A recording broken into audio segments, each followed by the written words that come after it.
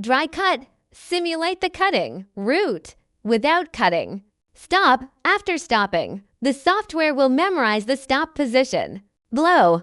Let the laser head blow air from the nozzle. Follow. The distance between the laser head and the board surface is adjusted according to the curvature of the board. Shutters, monitors, and controls the operating status of the laser beam in the laser. Aiming. The laser emits red light to ensure the laser head is positioned in the plate for easy finding. PT lock. The distance between the laser head and the board surface is adjusted according to the curvature of the board. Back forward. Move backward or forward in the laser head route.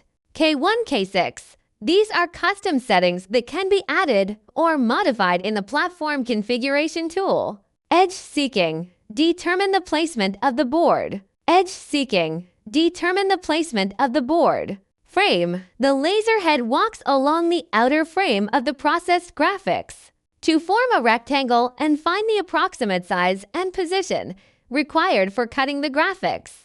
Stop. After stopping, the software will memorize the stop position. The four directional arrows allow the laser head to move forward, backward, lefty, right. Pressing the shortcut key plus the direction, the key will accelerate the movement. Two Z keys control the laser head to move up and down. The two W keys control the focus axis.